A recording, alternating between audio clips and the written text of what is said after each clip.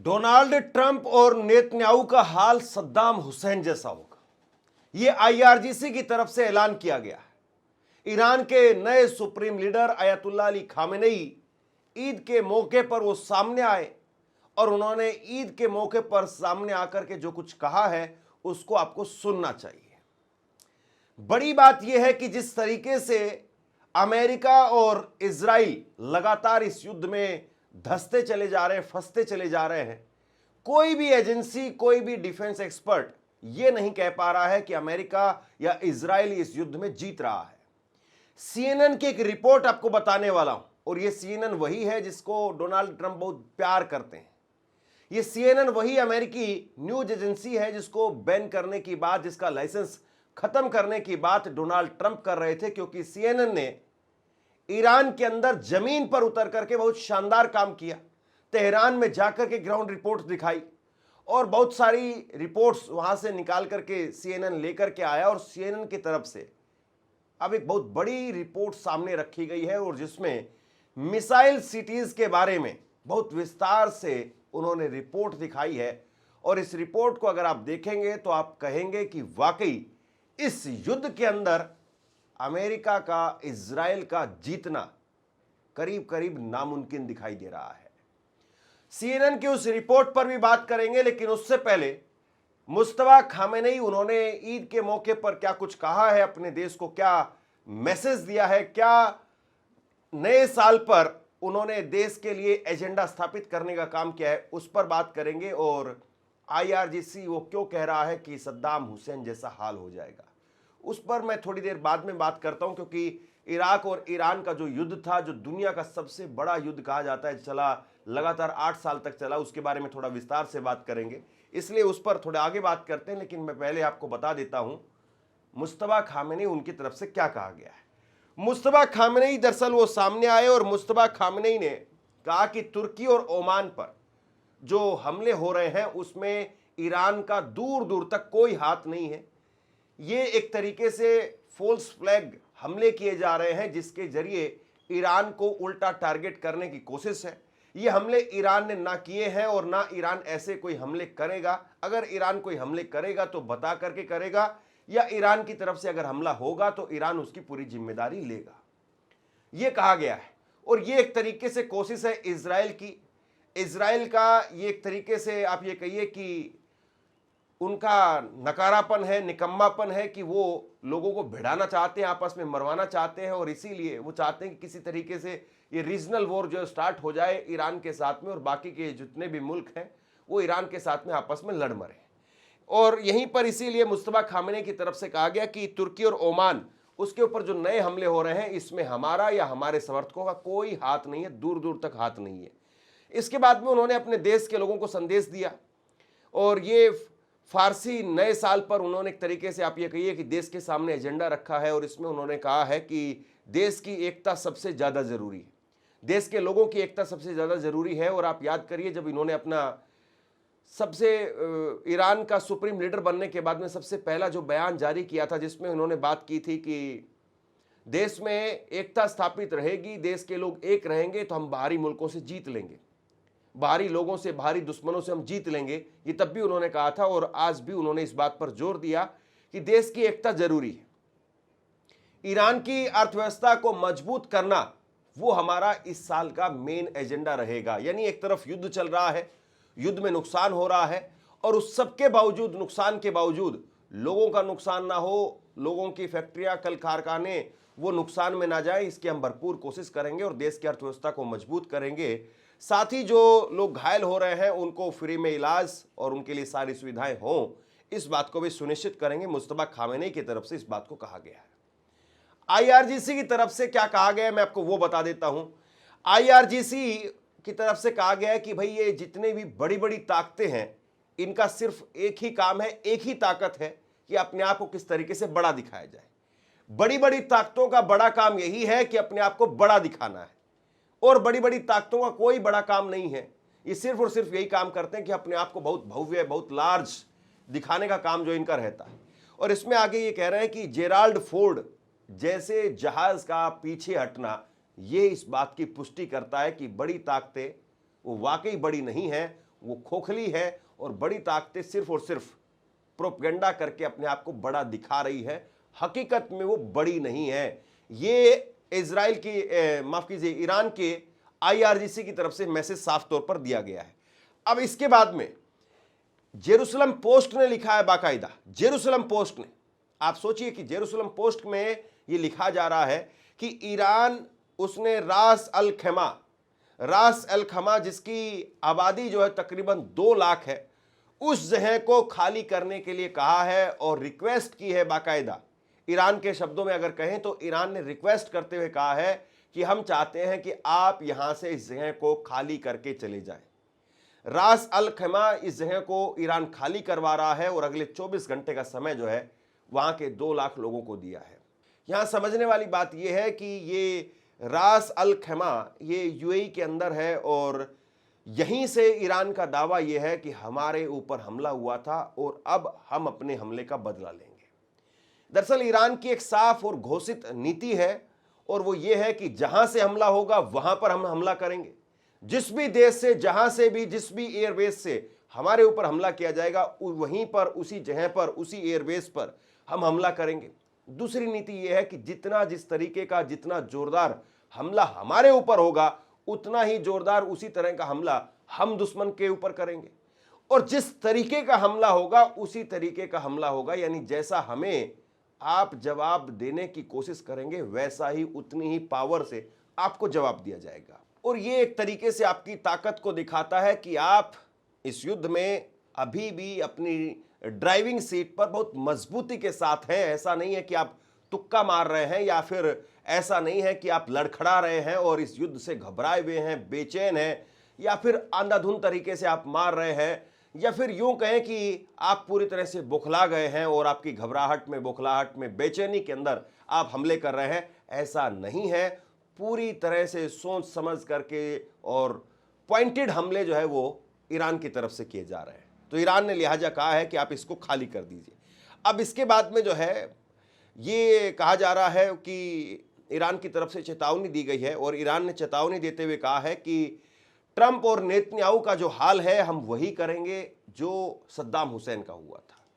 ये सद्दाम हुसैन के बारे में जो है वो कहा गया है कि सद्दाम हुसैन का जिस तरीके का हाल हुआ था उसी तरह से हाल जो है वो नेतन्याहू और ट्रंप का करेंगे। अब देखिए, मैं आपको उस युद्ध के बारे में बस केवल अगले 1 से 1.5 मिनट में बता देता हूं कि वो युद्ध था क्या, किस तरीके से लड़ा गया।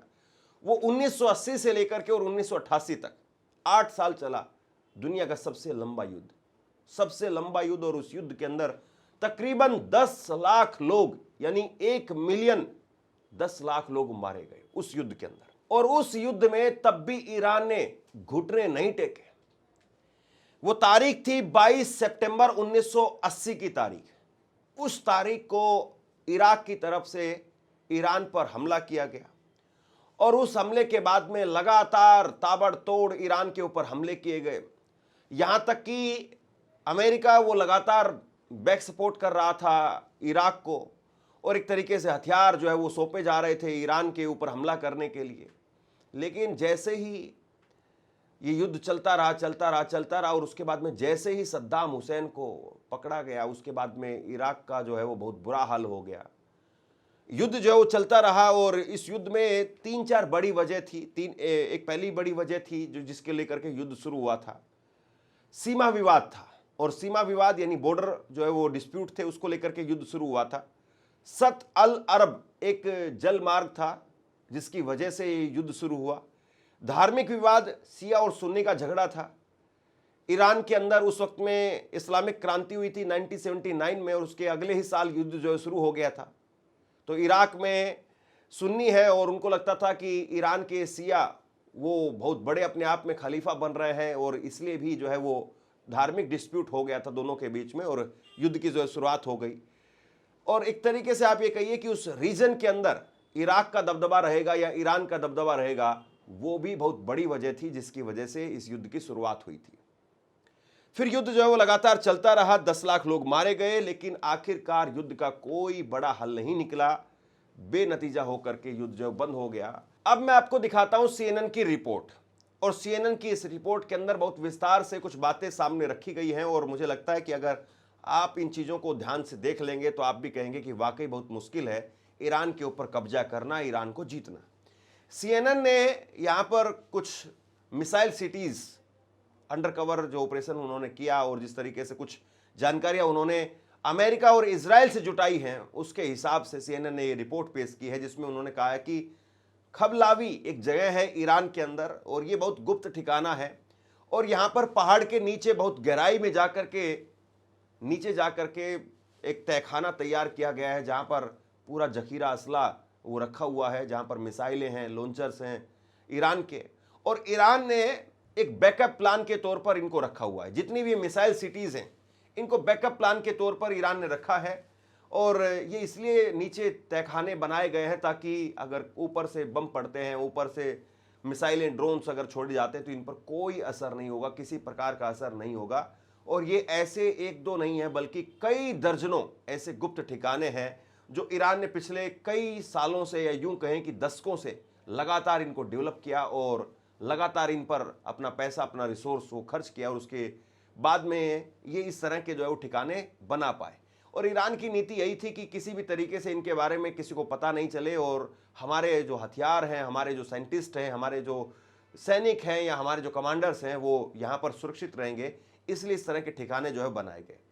अब देखिए, बड़ी बात यह है कि कई दशकों से ईरान तैयारी कर रहा था और इन पहाड़ी ठिकानों के बारे में ईरान के बारे में किसी को पता नहीं है कि कहाँ कहाँ पर कौन कौन सी लोकेशंस पर ये हैं, और एग्जैक्ट लोकेशन किसी भी सैनिक को या किसी भी कमांडर को सारे ठिकानों की है ही नहीं। वरना इजराइल के लिए कोई बहुत मुश्किल काम नहीं था कि किसी को भी पकड़ करके और उससे इंफॉर्मेशन उगलवाना, ये बहुत कोई मुश्किल काम नहीं था। किसी भी कमांडर को जो पकड़ करके और उससे इंफॉर्मेशन उगलवाई जा सकती थी। लेकिन इजराइल इस बात को पिछले 3-4 दशकों से जानता है कि ईरान से आप किसी को पकड़ भी लेंगे तो भी वो इंफॉर्मेशन उगलेगा नहीं। इसीलिए मोसाद ने अभी तक जितने भी ऑपरेशन किए वो सारे एलिमिनेट करने के किए। मोसाद ने एक भी बड़े किसी नेता को पकड़ा नहीं, क्योंकि मोसाद इस बात को भली भांति जानता है, इजराइल भली भांति इस बात को जानता है कि वहाँ से अगर किसी को उठा भी लाएंगे, पकड़ भी लेंगे तो वो कुछ भी उगलने से रहा। वो लोग मर जाते हैं लेकिन मुंह नहीं खोलते हैं। उनके अंदर जो जज्बा है वो कुछ इसी तरीके का है कि वो मरने के लिए तैयार है लेकिन गद्दारी करने के लिए तैयार नहीं है। उनके रगों में जो जिस तरीके का जज्बा भरा गया है वो कुछ ऐसा ही है। अब अमेरिका और इजराइल की तरफ से तर्क ये दिया जा रहा है कि भाई ये जितने ठिकाने इन्होंने बनाए हैं, इन ठिकानों को नष्ट करना जरूरी है। पहली बात तो ये है कि जो ठिकाने बनाए गए हैं, खामेनेई ने या फिर ईरान ने जितना भी पैसा था जो आम आवाम पर खर्च करना था, वो आम आवाम पर पैसा खर्च नहीं किया और सारा पैसा वो इन ठिकानों पर लगा दिया, हथियारों को डेवलप करने पर लगा दिया, मिसाइल और ड्रोन्स बनाने पर लगा दिया। लिहाजा ये भी एक तरीके से वहाँ के लोगों के साथ में तानाशाही है और इसीलिए हम वहाँ के लोगों को आज़ाद कराने के लिए, इस तानाशाही से मुक्ति दिलाने के लिए वहाँ पर हम कब्जा करना चाहते हैं, रिजीम जो बदलना चाहते हैं। ये जो है वो एक तरीके से उन्होंने इसका काउंटर जो बताया है। अब इसके बाद में इस रिपोर्ट में कहा गया है कि 27 अंडरग्राउंड बेस और 107 ऐसी सुरंगें हैं जिनकी सैटेलाइट से तस्वीरें देखी गई है, जो अमेरिका और इजराइल के पास में जिसके इनपुट्स हैं। दावा यह भी है कि अमेरिका और इजराइल ने मिलकर के कई ठिकाने अंदर और बाहर वो जो रास्ते हैं उनको बम से पूरी तरह से बंद कर दिया। कई जगह पर जो सुरंग के रास्ते हैं उनको पूरी तरह से ब्लॉक कर दिया और कई करीब 77% सुरंगों के दरवाजों पर हमला किया। लेकिन सिर्फ 48 घंटे के अंदर ही ईरान अपने उन दरवाजों को फिर से रिपेयर कर लेता है, ठीक कर लेता है। देखिए, ईरान जानता था इस बात को, बरसों से जानता था। इजराइल लगातार ट्रैक कर रहा था इस बात को और जो कुछ ठिकाने जो उनके पास में जो सैटेलाइट से तस्वीरें उन्होंने ली, तो केवल यह पता चल पाता है कि यहां से रास्ता जो है जा रहा है, यहां से ट्रक जो है वो जाते हैं, यहां से सैनिक जाते हैं, यहां से बारूद जाता है, यहां से हथियार जो है जाते हैं। तो रास्ता ट्रैक करके वो जो रास्ता है उसको ट्रैक कर पाते हैं, या वो जो दरवाजा है जिससे सुरंग में नीचे जाते हैं उसको वो लोग ट्रैक कर पाते हैं। और अब बम मार करके सिर्फ इतना ही काम वो कर पा रहे हैं कि उस रास्ते को बंद कर पा रहे हैं, क्योंकि रास्ता तो ऊपर है, जो जखीरा है नीचे है और वो जमीन में कई सौ मीटर नीचे है, तो उस तक वो वहां तक नहीं पहुंच पा रहे, सिर्फ रास्ते तक पहुंच पा रहे हैं। लेकिन रास्ते को भी ईरान ठीक कर लेता है 24 घंटे में, 48 घंटे के अंदर अंदर जो है उसको रिपेयर कर लेता है, यानी मशीन वगैरह लगा करके उसको फिर से ठीक कर लेता है। और ये सबसे बड़ी बात यह है कि ये अब की बार युद्ध में भी यही काम हो रहा है। और पिछली बार जब 12 रोजे की जब जंग हुई थी उस वक्त में भी यही काम हो रहा था, लेकिन इस बार तो तकरीबन दुगना तो ये जंग चल ही गई है और अब पता नहीं आगे कितना चलेगी। एक्सपर्ट कहते हैं कि ईरान अभी भी इतना मजबूत है कि तेल, गैस और आम लोगों के इलाकों पर वो लोग हमला कर सकता है। यानी ईरान जो है वो चाहे तो खाड़ी के देशों के तेल ठिकानों पर, गैस ठिकानों पर या आम लोगों पर अभी भी हमला कर सकता है। उसके पास में इतना जखीरा कम से कम बचा हुआ है। अब युद्ध किस दिशा में जा रहा है, कैसे जा रहा है, इस खबर का, इस रिपोर्ट का जो पूरा कंक्लूजन है CNN की रिपोर्ट का, उसमें कंक्लूजन में लिखा है कि युद्ध किस दिशा में जा रहा है, कहां तक जा रहा है, कहां तक जाएगा, कहां नहीं जा सकता है। तो दुनिया भर में जितने भी एक्सपर्ट हैं, दुनिया भर में जितने भी लोग हैं, एक तरीके से आप ये कहिए कि अनुमान लगाने की कोशिश कर रहे हैं, लेकिन सच्चाई ये है कि युद्ध के बारे में ठीक ठीक तरीके से अनुमान कोई लगा नहीं पा रहा है। युद्ध अपने आप में भयावह कंडीशन में है, खतरनाक मोड़ पर लगातार युद्ध जाता हुआ दिखाई दे रहा है, लेकिन इस युद्ध के रुकने का अभी भी फिलहाल कोई किसी प्रकार से इंडिकेशन नहीं मिल रहा है। यही सच्चाई है। आपसे कुछ कहना चाहता हूं, आज के वक्त में पत्रकारिता करना कितना मुश्किल काम है, लेकिन अगर ऐसे में भी कोई आपकी खबर दिखा रहा है, कोई आपके मुद्दे पर बात कर रहा है, तो आपको भी उसका साथ देना चाहिए। अगर आपको लगता है कि मेरी पत्रकारिता सही है, मैं आपके लिए आपकी खबर वो दिखा रहा हूं, तो ऐसे में आप मेरा सहयोग कीजिए। आप इस वीडियो को जब लाइक करेंगे तो लाइक के साथ में ही एक थैंक्स का बटन आपको दिखाई देगा। उस थैंक्स के बटन पर आप क्लिक कीजिए और जो भी सहयोग राशि दे सकते हैं वो दीजिए। दूसरा, आप चैनल को ज्वाइन कर सकते हैं और चैनल को ज्वाइन करके भी मुझे मदद कर सकते हैं। शेयर कीजिए इस खबर को। लगातार हम कोशिश कर रहे हैं कि युद्ध से जुड़ी हुई अपडेट आप तक पहुंचाते रहें। आसान भाषा में वो अपडेट्स आप तक पहुंचाई जाएं ताकि आप वो अपडेट समझ भी सकें और आखिरकार इस युद्ध के बारे में जो जरूरी जानकारी आप जानना चाहते हैं वो भी आप तक पहुंच सके। आप क्या सोचते हैं नीचे कमेंट बॉक्स में लिख करके जरूर बताइए। अगर आप हमारी खबरें पसंद कर रहे हैं तो हमारी खबरों को शेयर कीजिए और किस तरीके से और बेहतर बनाया जा सकता है नीचे कमेंट बॉक्स में लिख करके जरूर बताइए। और अगर हो सके तो हमारी आर्थिक मदद कीजिए, चैनल को सब्सक्राइब कीजिए, वीडियो को लाइक कीजिए और कमेंट बॉक्स में अपनी राय जरूर दीजिए। शुक्रिया।